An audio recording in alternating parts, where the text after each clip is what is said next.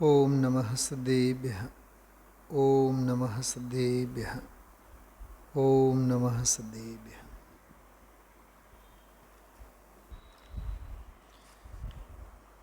વચનામૃતને આધારે જ આજે અહોભાવ અંગેની ચર્ચા લેશું. જો કે અહોભાવ પુસ્તકમાં સંકલિત જે બોલો છે પૂજ ગુરુદેવશ્રીના ઉદ્ગારો છે. જુદા જુદા પ્રસંગો પ્રવચનોમાંથી સંકલિત 1008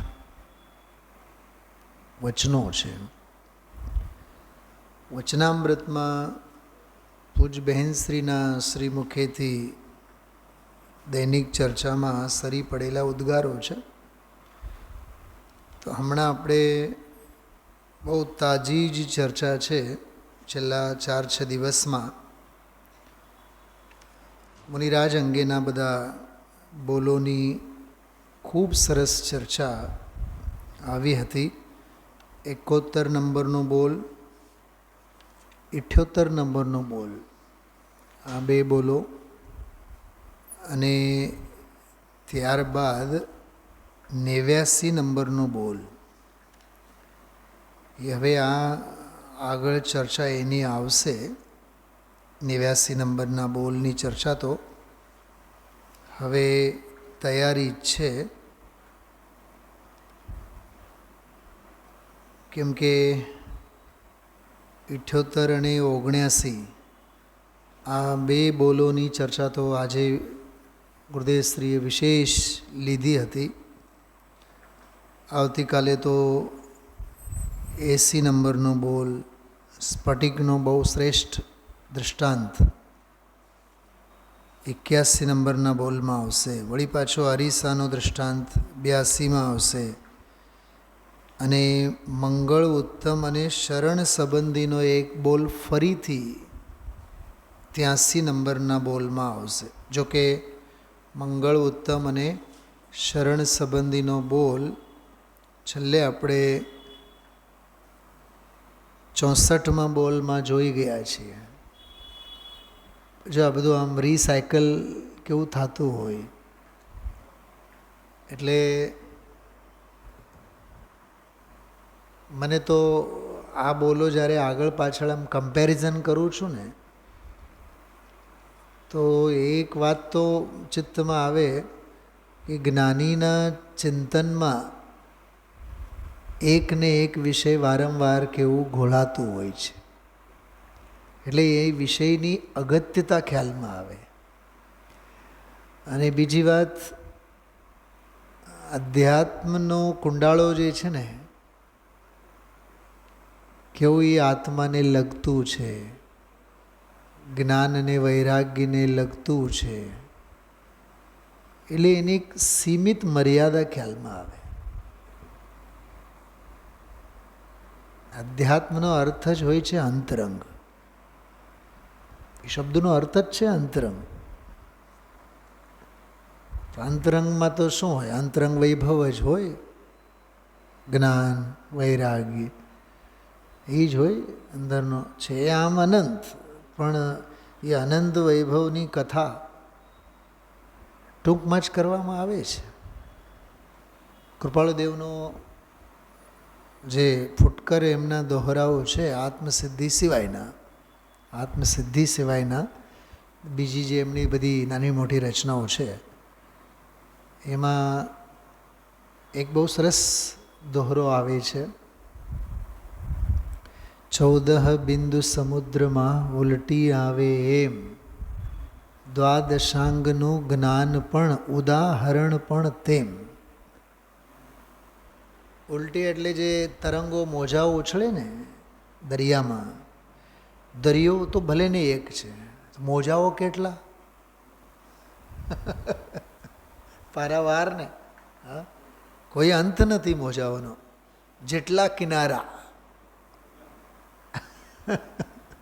હા, મુંબઈનો કિનારો જુદો, વળી પાછો ભાવનગર તરફનો જુદો, ઓલી બાજુમાં પાકિસ્તાનનો કરાચીનો જુદો, હા, દરિયો તો એક જ છે, અરબ સમુદ્ર. પણ અરબ સમુદ્રના જેટલા જે બધા કિનારાઓ છે, દરેકે દરેક કિનારાઓ ઉપર આથડનારા અનગિનત તરંગો. અંદર તો ઘૂઘવતો સાગર, એની તો કથા શી કરીએ. સાગર એક, મોજાઓ અનંત.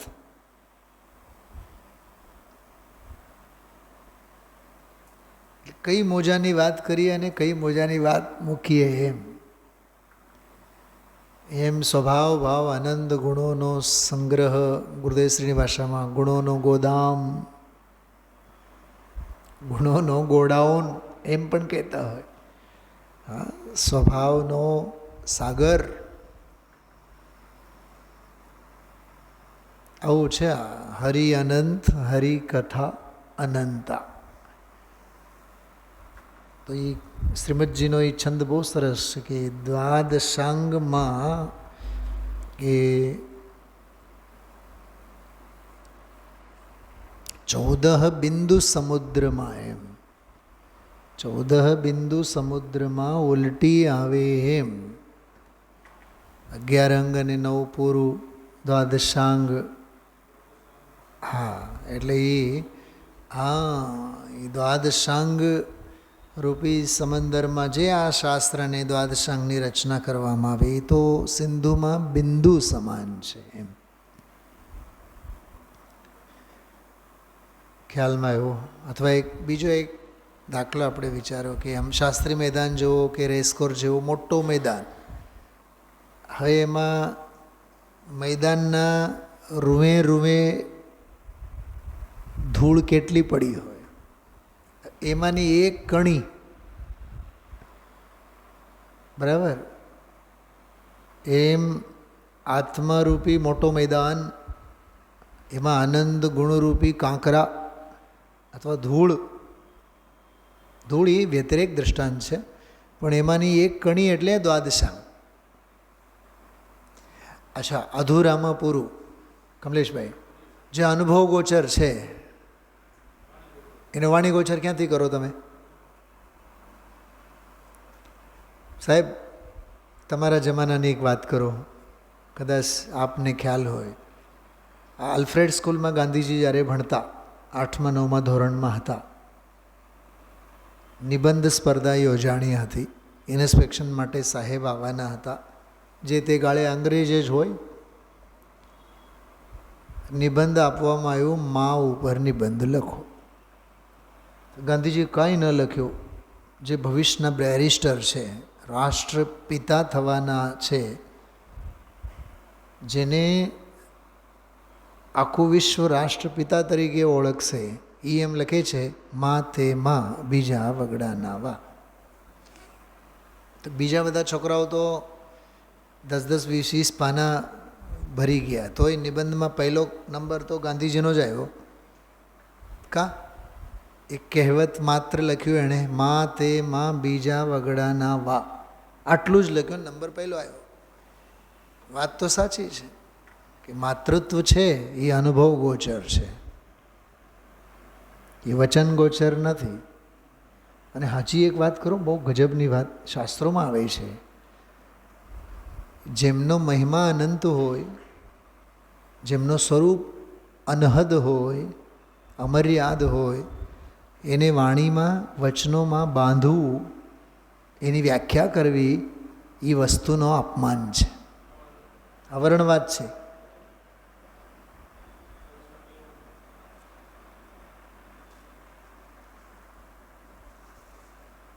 કમલેશભાઈ, સમજો આપણે મિત્ર તરીકે, તમે મારે કામ આવ્યા કે હું તમારે કામ આવ્યો, ખૂબ જાની જીગરી દોસ્તી છે. કામ પૂરું થયા બાદ તમે એમ કહો, સાહેબ આભાર, તો સાહેબનો અપમાન છે કે સાહેબના વખાણ છે એમાં? બોલો ધામજીભાઈ.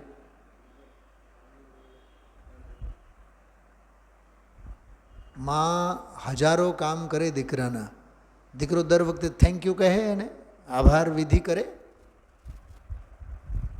એના જેવો તો નાલાયક કોઈ નથી. માને આભાર થોડુંક કહેવાનો હોય. ઔપચારિકતા ન હોય ત્યાં.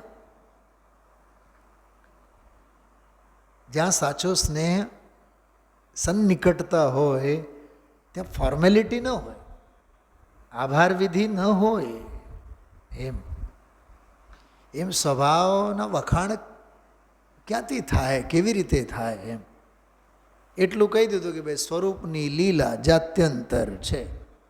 તમારે જે સમજવું હોય સમજો. કથા તો આપણે ગઈકાલે પણ કરી છે, સવાર સાંજ પરમ દિવસે પણ કરી છે કે દુનિયાની કોઈ જાતિ સાથે, દુનિયાની કોઈ મજામાં, મોજમાં, આનંદમાં, ગેલમાં, રમતમાં સ્વરૂપની જાતિ ભળે નહીં. કે સ્વરૂપની જાતિ સાથે કોઈ પણ બીજી રાજી ખુશી આનંદ એ મેળ ખાય નહીં.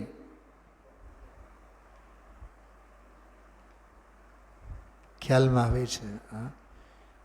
બીજી એક વાત, જગતની પ્રતિકૂળ દુઃખોની વાત તો જવા દો, જગતની અનુકૂળ સુખોમાં પણ અનુકૂળતા કેટલી? બોલો, કંઈક સમજાય છે? એ રઘુભાઈ સાંભળો છો બરાબર? શું કીધું? પ્રતિકૂળ દુઃખોની વાત તો જવા દો, પ્રતિકૂળ દુઃખોની વાત તો જવા દો જગતની, પણ જગતની અનુકૂળ સુખો જેને આપણે કહીએ, એ અનુકૂળ સુખમાં સુખ કેટલું અને અનુકૂળતા કેટલી? અનાકૂળતાની તો વાત જ નથી કરતા હજી, એ તો ત્રીજો તબક્કો છે. પ્રતિકૂળ દુઃખોની વાત તો જવા દો, સાનુકૂળ સુખોમાં સાનુકૂળતા કેટલી?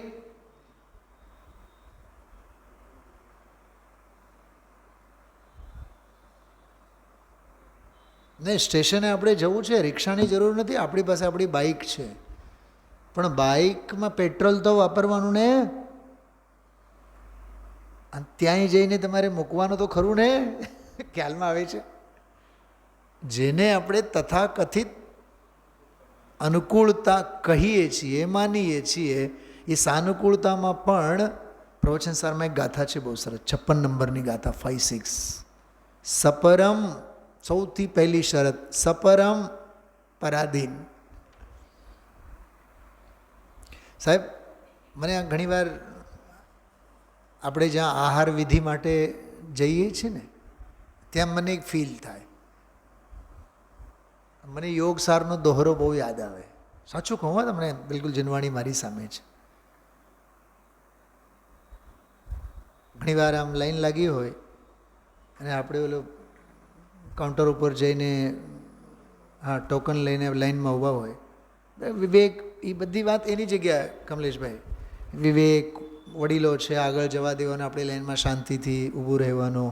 કેમ કે દાના પાની, જે દ્રવ્ય જે ક્ષેત્રે જે કાળે મળવા પાત્ર છે એ તો મળી જ રહે, પણ એક અંદરમાં એક ટીસ, જેને કે પીડા કહું તમને, મને યોગસાર બહુ યાદ આવે. હસી આતી હૈ કે માનો સિદ્ધ ભોજન ખોજતે. હાથમાં થાળી લઈને સિદ્ધ ભગવાન ભૂલા પડ્યા છે. ઘણીવાર એવા વિચાર આવે, આ ભૂંડી ભૂખ ન હોત તો,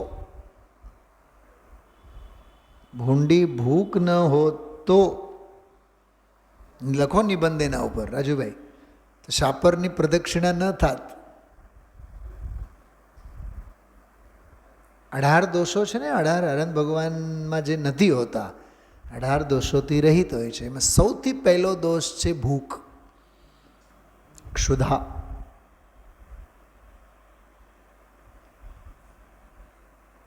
કનૈયાલાલ મુનશી જેવા બધા લેખકોએ ભૂખ જેવી કોઈ ભૂંડી નથી. એટલે જે અનુભવ ગમ્ય છે એને વચન ગોચર, વાણી ગોચર કેમ કરીને કહી શકાય? ગુરુદેવશ્રી એના માટે એક બહુ સરસ વાત કરતા.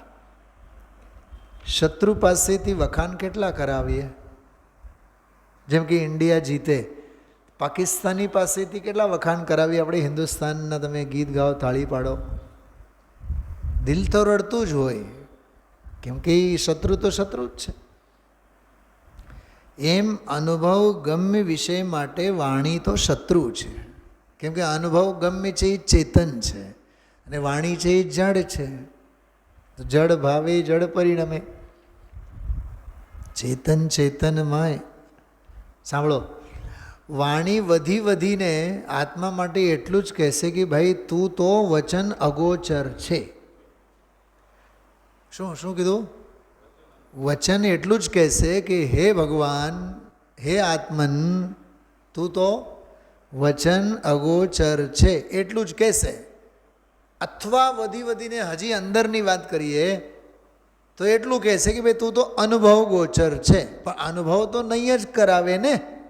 અનુભવ તો પોતાને જ કરવાનું રહ્યું ને. પકડાય છે બધી ચર્ચા? હા. સ્વાનુભૂત્યા ચકાસતે. વાહ, કેવો અદ્ભુત બ્રહ્મ વાક્ય છે આ. આત્મા એને કહેવાય, ભગવાન આત્મા એને કહેવાય જે સ્વાનુભવ વડે જ ચકચકાયમાન થાય, અનુભવમાં આવે.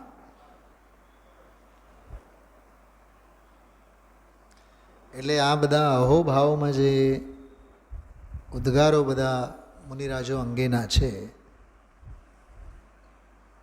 એના અંગે પણ એક વાત કરીએ. મુનિરાજોની ગમે તેટલી કથા કરીએ પણ મુનિરાજોનો જે અનુભવ છે એ અનુભવ ગમે જ છે.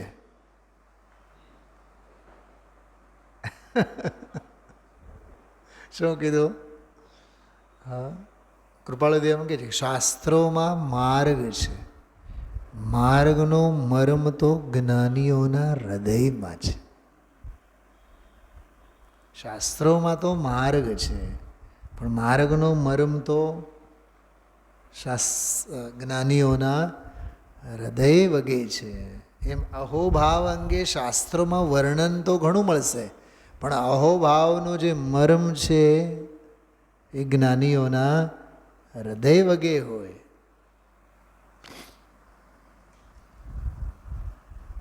કમલેશભાઈ,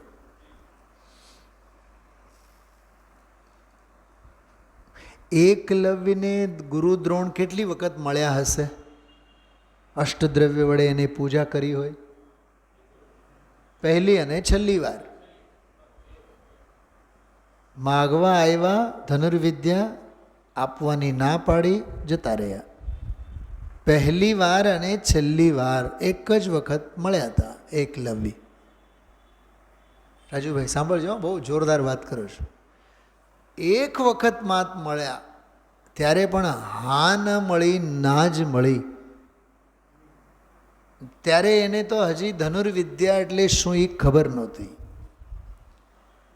પણ વર્ષો સુધી વન જંગલમાં, વનવગડામાં આરાધના, ઉપાસના, સાધના કરીને ધનુર્વિદ્યામાં બાહોશ બન્યા. મહાવરો એમને હાંસલ કર્યો. ઠીક, બોલો, ક્ષણેને પળે ગુરુ દ્રોણ પ્રત્યે ભક્તિ હતી કે નહીં? અહોભાવ હતો કે નહીં? અહોભાવ કરવા માટે સામે ગુરુ દ્રોણ જરૂરી નથી. એના હૃદયની વેદી ઉપર વિરાજમાન છે. મને તે દિવસે એ તમારો ડાયલોગ બહુ ગમ્યો. કદાચ તમને ફીલ થયું હોય ન થયું પણ મારી બિલકુલ આગાધીએથી વાત કરું છું. મેં તમને મારી સમસ્યા કરી, કમલેશભાઈ આવી રીતે થોડુંક મૂંઝવણ છે, તમે બીજું મને કાંઈ ના કીધું, સાહેબ હું આવું. તમે એમને કીધું કે સાહેબ તમે ઘરે આવો. તમે એમને કીધું કે સાહેબ નીચે આવો, હું આવું. એ બીજી કોઈ વાત જ ન કરી. સીધો તમારો ડાયલોગ એટલો જ હતો કે હું 5 મિનિટમાં આવું છું. કેવળ હું એનો ડેપ્થ ફીલ કરું છું.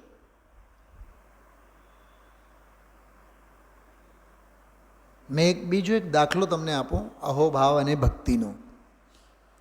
મેં ઘણીવાર અહીંથી દ્રષ્ટાંતિ આપેલો છે. ગુરુકુલમાં ભણતા બાળકો, ગુરુજીએ કીધું કે ચોમાસું છે, ધોધમાર વરસાદ પડે છે, ખેતરમાંની માટી બધી વહી જવાની ભીખ છે, ખેત ખાલી થઈ જશે. છોકરાઓને કીધું કે જાઓ તમે પાળ બાંધીને આવો. બરાબર રાજુભાઈ, આ સાંભળ્યું જ છે તમે દાખલો. બધા છોકરાઓ ગયા, વહેંચાઈ ગયા, ખેતરની ચારેય બાજુએ પાળ બાંધવાના કામમાં આખી રાત લાગ્યા. ધોધમાર વરસાદ. પણ એક છોકરાનો જ્યાં વારો હતો, જે જગ્યાએ વારો હતો, બાકી બધાએ તો પાળ બાંધીને બધા જતા રહ્યા, પણ જેનો વારો હતો જ્યાં પાળ બાંધવાનો, કેમે કરીને પાળ બંધાતો નહીં. હવે એ છોકરો ત્યાં ને ત્યાં જ પોતે જ પાળ બનીને ત્યાં ને ત્યાં જ આડો હતો. બધા છોકરાઓ ગુરુકુલ પાછા ગયા. ગુરુજીએ ગણી જોયા કે બધા છોકરાઓ તો આવ્યા પણ એક તો ગાયબ છે. તો ગુરુને શિષ્ય પ્રત્યેનો વાત્સલ્ય એવો કે મારો છોકરો નદીમાં કંઈક તણાઈ તો નથી ગયો, એ આ શંકાથી દુઃખી. સવારે આવીને જ્યાં જુએ છે પોતે જ પાળ બનીને ખેતરની માટીને હર હાલમાં ખેતરમાં જ રોકી રાખવાની મહેનતમાં છોકરો ત્યાં ને ત્યાં જ પડ્યો પાથર્યો છે. પ્રશ્ન એટલો જ છે, ગુરુની આજ્ઞા અને અહોભાવ. સાહેબ 2025નું બાળક હોત તો એ શું કરત? બોલો રઘુભાઈ. 2025નું હોત તો ભલે ને વયો જાય ખેતર, આપણા બાપનું શું હાલવાનું છે? એટલે સમજણ જુઓ તમે, એ અહોભાવનું સમજણ જુઓ, આઈક્યુ લેવલ જુઓ તમે. અમે લોકો જયપુરમાં ક્રિકેટ રમવા જતા તે સવાઈ માનસિંહ સ્ટેડિયમમાં, મને તો હજી આમાં બિલકુલ નજરો સામે તરવરે છે. મુझे काम नहीं, मुझे बहाना नहीं चाहिए, काम चाहिए. આ જવાહરલાલ નહેરુનો વાક્ય છે.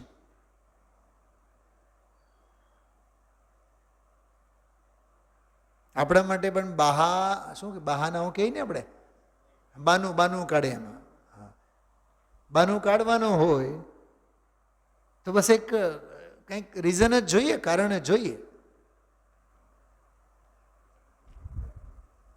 આજકાલના છોકરાને એમ સવારે પહેલા પિરિયડમાં ટીચર ખકડાવે, કાલે ક્યાં ગયો હતો, કેમ હોમવર્ક ન કર્યો, કે બા ગુજરી ગયા હતા, અને સાંજે 5:30 વાગે એ જ બા એને તેડવા આવે.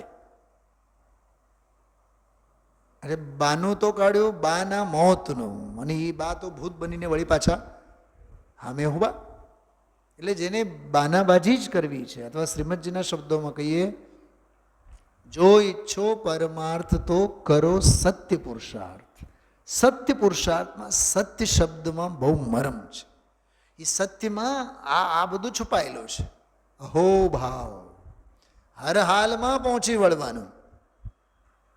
અને દાનત પૂરેપૂરી પુરુષાર્થમાં, જરાય છલ નહીં, માયાચારી નહીં, કપટ નહીં. તો કોરોનાના કાળમાં તમે યાદ કરો કેમ નહીં થાય. એના માટે નવો લેપટોપ કેટલા ત્યારે 60,000, 70,000, 80,000નો. રાજુભાઈ, કોરોનાના કાળમાં ઓનલાઈન સ્વાધ્યાયનું સંચાલન કરવા માટે નવો લેપટોપ લીધો. બોલો, એ સંસ્થાને પણ એવડો મોટો ખર્ચો ભારે પડે. સર્વસામાન્ય સંસ્થાઓ હોય ને કદાચ એ 10 વખત વિચારે કે આના માટે કંઈ લેવાય, એમ થાય. નહીં સાહેબ, આપણે કરવાનું છે ને તો કેમે કરીને આપણે કરવાનું જ. હું તમને કેવળ પોઈન્ટ ઓફ વ્યૂ આઈક્યુ લેવલની વાત કરું છું. એ અમારે ત્યાં સ્કૂલ કોલેજમાં પ્રિન્સિપલની એવી છાપ તો શું આપણા નેચરમાં જ છે.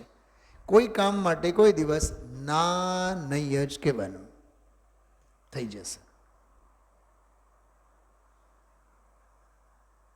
ઘણી વાર ત્યાં તો કોઈ પણ આમ મોટી સંસ્થાઓના કોઈ આવતા હોય, 2 મિનિટ પહેલાં આપણને સૂચના આપવામાં આવે કે સાહેબ આ નામ છે અને આ બેંકમાંથી અધિકારીઓ આવ્યા છે અને 2 પિરિયડ માટે એક સેમિનાર લેવાનું છે, તમારે આ બધું થોડુંક અનાઉન્સમેન્ટ કરવાનું છે.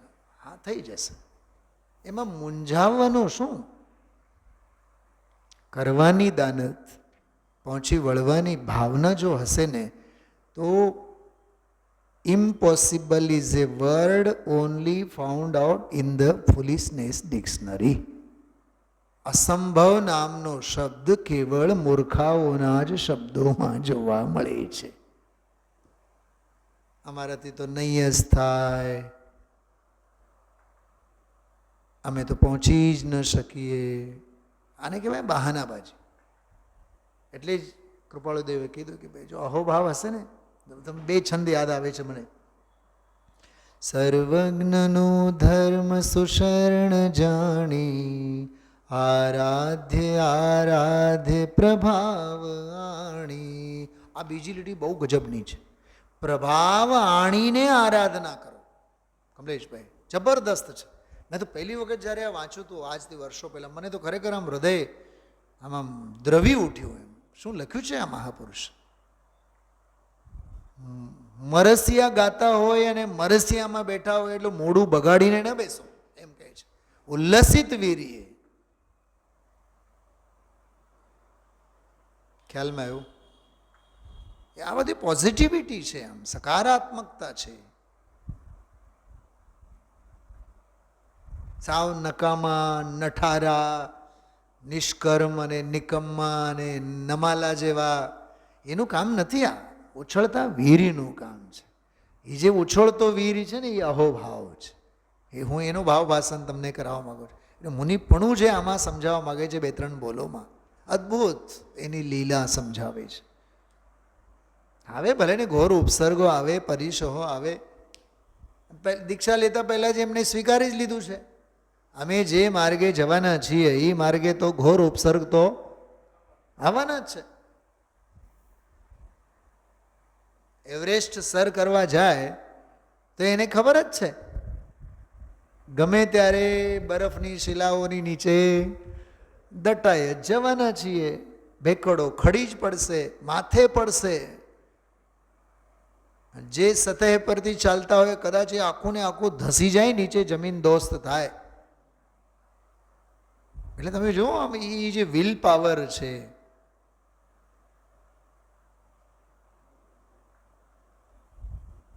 ખ્યાલમાં આવ્યું?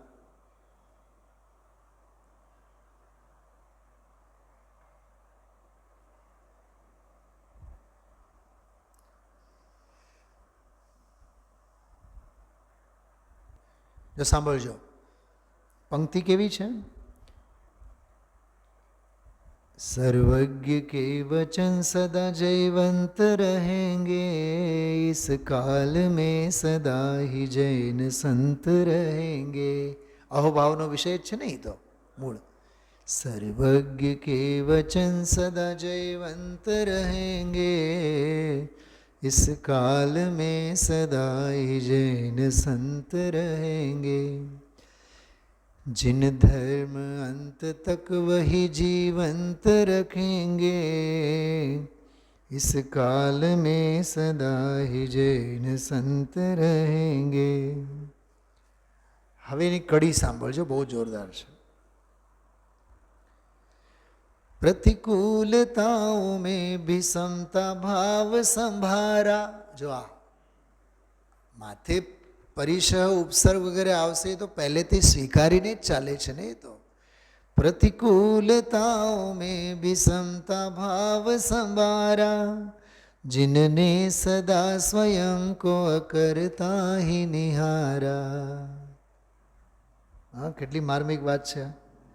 जिनने स्वयं को, जिनने सदा स्वयं को अकरता ही निहारा.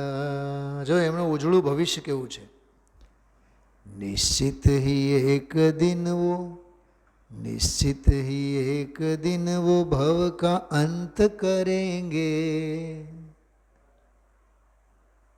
इस काल में सदा जैन संत रहेंगे. આ છે ધન્ય મુનિ દશા. હા, અરે એમ નહીં બોલો કે આ ધન્ય મુનિ દશા, આ મારી ભવિષ્યની ધન્ય મુનિ દશા. એમ આ ભાવિ નૈગમ નૈનો મારો જ વિષય છે, મારી જ પરિણતિની વાત ચાલે છે. ચારિત્ર ही बस धर्म है ये पाठ पढ़ाते. આજે કરીને આપણે ચારિત્ર લબ્ધિ પૂજન. चारित्र ही बस धर्म है ये पाठ पढ़ाते. તું પढ़ કે નહીં પढ़ પણ એ તો ઈ જ પढ़ાવે. ભાઈ રાજુભાઈ, તારું હોનહાર હશે તું તો શીખી જઈશ, ભણીશ. હા, અને હોનહાર ખોટી હોય તો તને એમ નહીં, આપણાથી તો નહીં થાય, એ તો ચણા ચાવવા જેવું છે. હા, चारित्र ही बस धर्म है ये पाठ पढ़ाते, बस मोक्ष मार्ग में ही अपने चरण बढ़ाते. वाह, जंगलમાં નહીં, વન જંગલમાં નહીં, આહાર માટે નગરમાં નહીં. હા, નગરમાં આવે ખરા, નગરમાં આવતા હોવા છતાં નગરમાં નહીં આવે, જંગલમાં રહેતા હોવા છતાં જંગલમાં ન રહે. ક્યાં રહે? પોતાના उपसर्ग परिशह में भी निष्कंप रहेंगे. वाह कमलेशભાઈ સાંભળજો, બે વાક્ય બોલું છું. અંદરમાં અકંપ, બહારમાં નિષ્કંપ. શું કીધું ધનજીભાઈ? બોલો. અંદરમાં અકંપ અને બહારમાં નિષ્કંપ. અંદરમાં અકંપ એટલે આત્મા અકંપ સ્વભાવી છે. દરેકનો આત્મા અકંપના આચારી છે.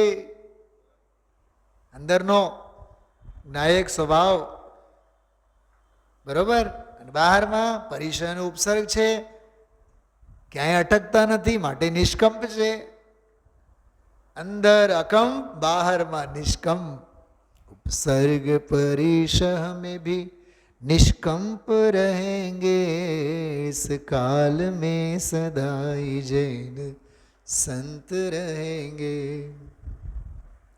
गौरव है जैन धर्म के मुनिराज हमारे. वाह, આ જૈન ધર્મનો ગૌરવ છે કે મુનિરાજ આપણા છે. શું કહે છે? આવા નિર્ગ્રંથ મુનિ ભગવંતો અમારા ગુરુ છે, એ અમારા જૈન ધર્મનો ગૌરવ છે. હજી એક વાત કરું, બહુ સિમ્પલ વાત, કે તમારા જેવા સાધર્મી તરીકે મિત્ર મળ્યા છે, એ ગૌરવની વાત છે. એક કે હજારા. પણ એ સાહેબને એક બહુ સરસ વાક્ય છે, સેંકડો દુષ્ટોની મિત્રતા કરતા એક સજ્જનનો ઠપકો સારો. સજ્જન સાથેની શત્રુતા સારી, સેંકડો દુષ્ટોની મિત્રતા કરતા. કૌરવ સામે સૌ હતા કે નહીં, પણ અર્જુન કૌરવ સાથે મિત્રતા ન કરી, એક સજ્જન શ્રી કૃષ્ણ સાથેની મિત્રતા કરી, એટલે જંગ જીતી ગયા. આ ઉપાદાન નિમિત્તમાં પણ બહુ સરસ વિષય આવે છે. ઉપાદાન નિમિત્તમાં પણ બહુ મસ્ત વિષય આવે છે. નિમિત્ત એમ કહે છે ઉપાદાનને, તને કોણ ઓળખે છે દુનિયામાં? બોલબાલો તો મારો જ છે. જ્યાં ત્યાં પૈસા વિના નહીં ચાલે, ધંધા વિના નહીં ચાલે, ગાડી વિના નહીં ચાલે. અને ગાડી કરોડોની હોય પણ પેટ્રોલ વિના નહીં ચાલે. આવું બધું નિમિત્ત બોલે, એમ બધા નિમિત્તના પક્ષ. તો ઉપાદાન શું કહે ખબર? ઉપાદાન એમ કે બધી વાત સાચી, દુનિયામાં તારો બોલબાલા છે, દુનિયા તને ઓળખે, દુનિયા તને ઓળખે, પણ મને જ્ઞાનીઓ ઓળખે છે, એમાં મને ગૌરવ છે. ભલે ને જ્ઞાનીઓ ઓછા અને અજ્ઞાની મિથ્યા દ્રષ્ટિઓનું ટોળું, તને ટોળું ઓળખતું હોય, મારે એની સાથે કાંઈ લેવું દેવું નથી. એવું ઉપાદાનને સમ્યકનો અંશ, સમ્યકનો પક્ષ છે, યથાર્થના પક્ષે હોય ઉપાદાન. અને નિમિત્ત તો ગામ ગાંડું કરે. એને એમ થાય કે બધાએ મારા વાલા. જેને એવું લાગ્યા રાખે ને કે બધાએ મારા વાલા, એના કોઈ વાલા નથી હોતા. જેના કોઈ નથી હોતા એના બધા હોય છે. મુનિરાજના કોણ કેટલા? જયેશભાઈ, મુનિરાજના કોઈ હગા નહીં, તો એ ત્રણેય લોક ચરણોમાં દંડવત પ્રણામ કરે.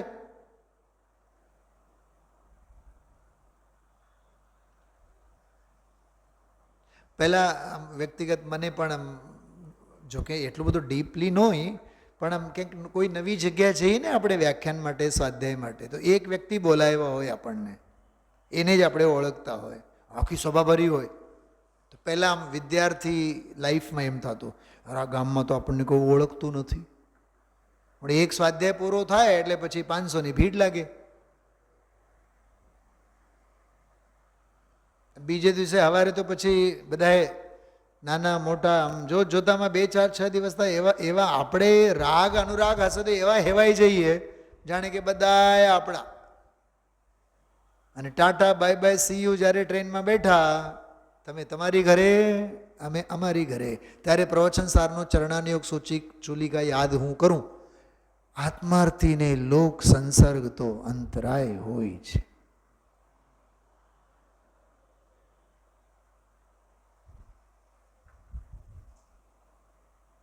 અને આત્માર્થી જીવને તો લોક સંસર્ગ અંતરાય સિવાય બીજું કંઈ નથી. એટલે લોક સંસર્ગથી દૂર એવા એ મુનિ ભગવંતો. ગૌરવ હૈ જૈન ધર્મ કે મુનિરાજ હમારે, જો બંધનો में भी स्वयं को मुक्त निहारे, वो तत्व के अभ्यास में निशंक रहेंगे.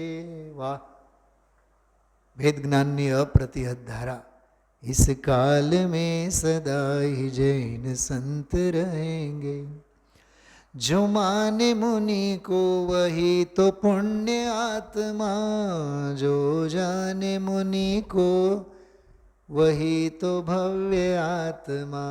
पुण्यात्मा नहीं, भव्यात्मा थाओ. मुनि को नहीं मानो, मुनि की मानो. पर द्रव्य भाव त्याग के निर्ग्रंथ रहेंगे. इस काल में सदा ही जैन संत रहेंगे.